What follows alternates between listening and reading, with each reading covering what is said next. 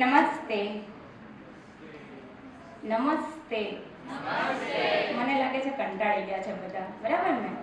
તો કંઈ વાંધો નહીં, હું બહુ ટૂંકમાં અને ઝડપથી પતાવીશ. અને અત્યાર સુધી કોઈએ ગણિત ભણાવ્યું નથી એટલે હું ગણિત લઈને આવી છું. એટલે આપણે બધા ગણિત ભણીશું, પણ એના પહેલાં આપણે એક થોડુંક ફ્રેશનેસ થઈ જઈએ, બરાબર ને? થોડુંક અલગ. એક કહું ને ત્યારે તમારે ઊભા થવાનું, બરાબર? બે કહું ને ત્યારે બાજુવાળાને તાળી આપવાની છે. ત્રણ કહું એટલે બેસી જવાનું છે. ખ્યાલ આવ્યો? અને આ જલ્દીથી કરીશું આપણે. એક જલ્દીથી કરીશું. તમારે છૂટા થવું હોય તો બે, જોરમાં મને અવાજ આવવો જોઈએ. બે બે બે બે, ત્રણ, એક, બે, ત્રણ, એક, બે, ત્રણ. ઓકે, પગ છૂટા થઈ ગયા, માઇન્ડ અહીંયા. ચાલો, તો મારું નામ આજે હું ગણિતની ભાષામાં જ કહીશ. મારું નામ છે 10110 રોબોટ સ્ટાઇલ, રાઈટ? કારણ કે આપણી કોમ્પ્યુટર લેંગ્વેજ અને જે બી રોબોટિક લેંગ્વેજ છે તે બધી બાઇનરી સિસ્ટમમાં ચાલે. એટલે હું મારું નામ નહીં કહું, એટલે મારું નામ તમને બધાને ખબર પડી ગઈ ને?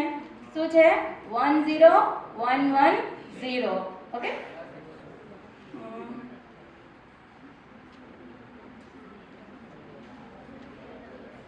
ટાઈમ પોઝ કરજો, બંધ થઈ ગયું છે.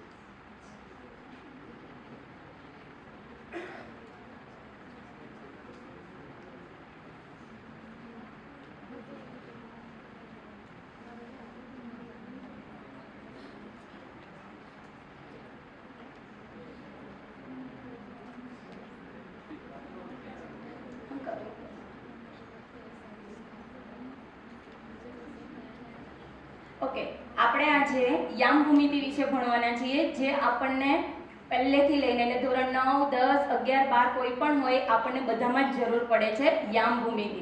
પરંતુ અહીંયા યામ ભૂમિતિને હું મારે એક અલગ રીતે લઈને આવી છું અને આ હું 3 ફકરામાં કાવ્યથી તમને સમજાવીશ. અને આ કાવ્ય એટલે અહીંયા આપણે કાવ્ય પઠન કરીશું. તો આપણે જોઈએ કે એક સમતલ જ્યાં રેખાઓનું મળે છે સાથ, આડી ઊભી રચે છે એક નવી જ ભાત.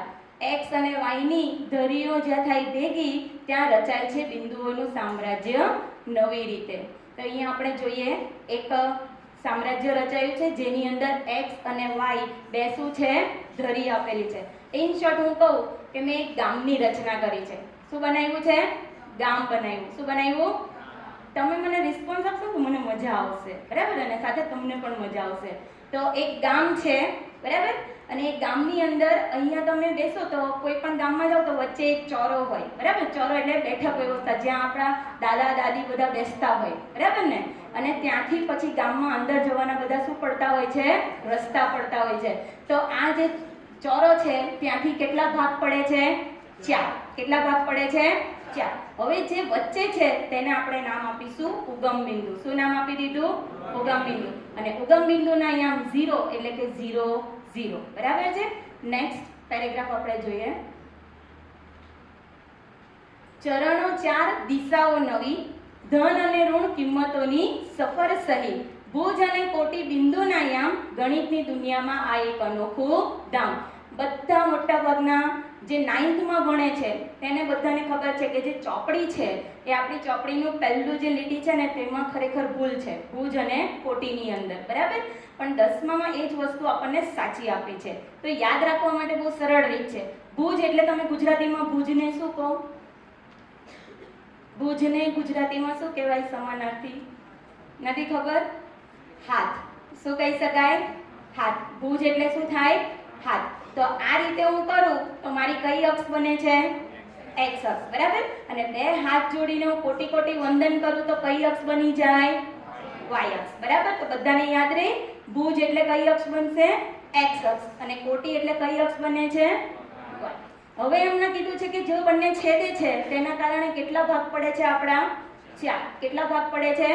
4. હવે ગામ હોય તો ગામમાં ફળિયા હોય, ફળિયા હોય ને, તો એ ફળિયાના નામ આપ્યા. એમાં આ જે ફળિયું છે તેનું નામ છે પહેલું ચરણ, એના પછીનું નામ આપ્યું બીજું ચરણ, પછી ત્રીજું ચરણ અને પછી નામ આપ્યું ચોથું ચરણ, બરાબર?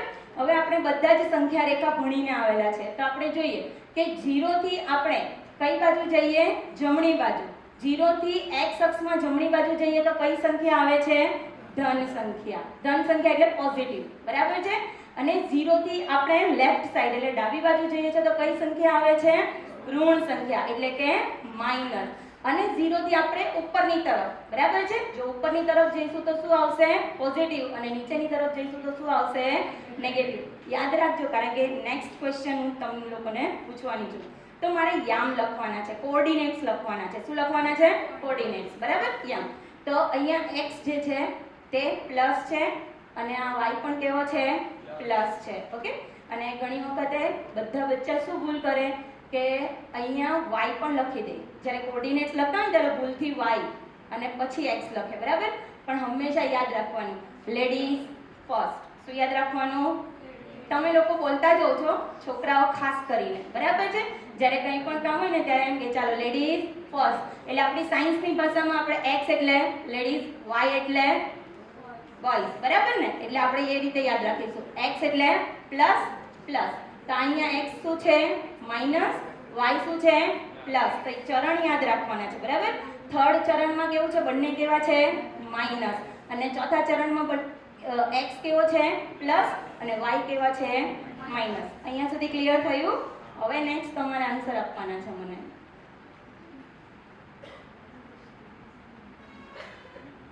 Last one. ઉકેલો સમીકરણો, આલેખો બનાવો, જિંદગીના પ્રશ્નોને ગણિતથી ઉકેલો. યામ ભૂમિતિ છે જ્ઞાનનો પ્રકાશ, આલેખની દુનિયામાં ગણિતનો સાથ. એટલે એવું કહેવાય છે કે ઉકેલો સમીકરણો તમે જેવું ચેપ્ટર નંબર 3 ભણો એના પછી ચેપ્ટર નંબર 4 માં આ જ કોઓર્ડિનેટ્સના ઉપયોગ કરીને આપણે ઇક્વેશન સોલ્વ કરીએ છીએ, બરાબર. એટલે એનાથી આપણે કહેવાય કે આપણે સમીકરણ શું કરી શકીએ? સોલ્વ કરી શકીએ. પછી જિંદગીના પ્રશ્નોને ગણિતથી ઉકેલો. અત્યાર સુધી જે જોયું તો હમણાં જ એક સર ભણાવીને ગયા, તેની અંદર જે માંગનો નિયમ ભણાવ્યો તેમાં આપણને ગ્રાફ બતાવ્યો, બરાબર. એટલે કોઈ પણ વસ્તુને ઇઝીલી બતાવવું હોય તો મારે કઈ મેથડનો ઉપયોગ કરવો પડે? ગ્રાફ, બરાબર. તો ગ્રાફ દોરું તો મને કોઈ પણને ઇઝીલી સમજ પડી જાય. તો હવે લાસ્ટમાં જો અહીંયા મેં એક્ઝામ્પલ આપેલા છે, હા ને.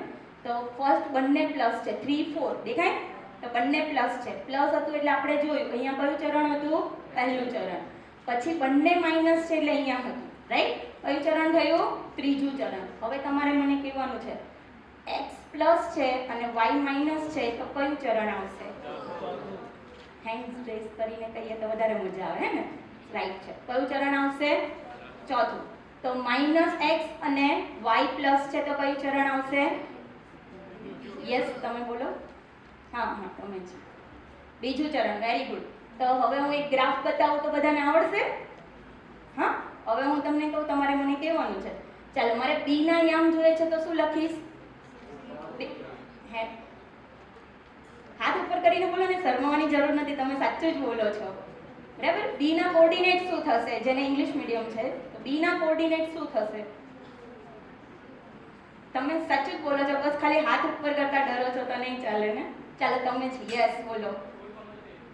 4,3 और s लास्ट वन s.